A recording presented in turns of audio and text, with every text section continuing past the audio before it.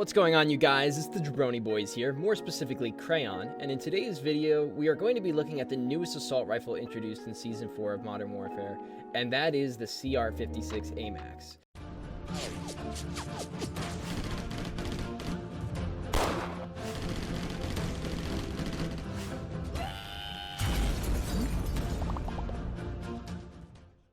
In a nutshell, people would commonly refer to this weapon as the Galil, but more fitting in my opinion is the AK-47's older brother who got cut from the Lax team in 9th grade.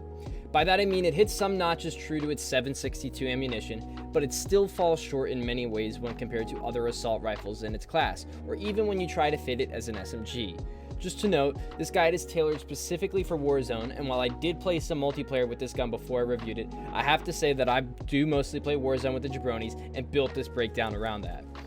First things first, this thing's recoil is atrocious. While you may claim you can control it because you're cousins with Ninja or Shroud, I would beg to differ at range unless you are mounted, where the weapon does start to shine, as its damage per bullet is much higher than most ARs out there. While the AK does hit slightly harder, the Galil, as it's commonly referred to, has much better fire rate and time to kill. But the recoil is still the recoil of a 7.62 AR, so you will find yourself missing shots often when under pressure in a gunfight.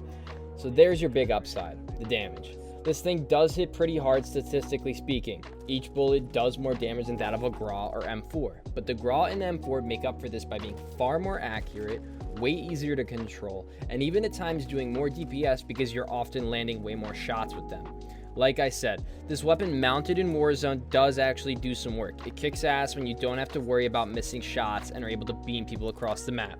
But honestly, I feel like you could say the same for almost any weapon in Warzone. So to me, this is just a benefit anyone can get from any gun. It just happens to be way more noticeable with the Amax. So then the decision becomes, what do you put on this thing? Do you fit it as an SMG or as a longer range DMR style weapon? I hear and I see from a lot of people that I kill in Warzone that they fit the weapon more as a CQB AR hybrid due to its low kill time and high recoil. But the truth is, I can't help but argue, why not use the MP5 with the highest DPS up close in the game, or an MP7 with way more controllable recoil when you're fighting in close quarters? To me, the Galil fails to fit a true weapon category, and honestly feels like it falls into this bizarre niche where it does well at ranges where recoil isn't a big issue, that you aren't too close to where the MP5 and MP7 start to outclass it. Due to this, I can't help but feel like this weapon is, in my opinion, not worth picking up for most people, especially those like myself who are new to the game and are not masters of recoil control and feel like they are better off with weapons that have far less kickback with extremely similar kill times at either range.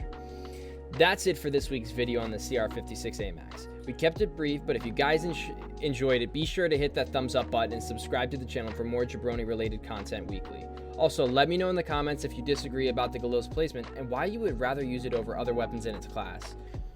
We also stream almost daily on Twitch, so be sure to catch us there as well, fellas. Cheers.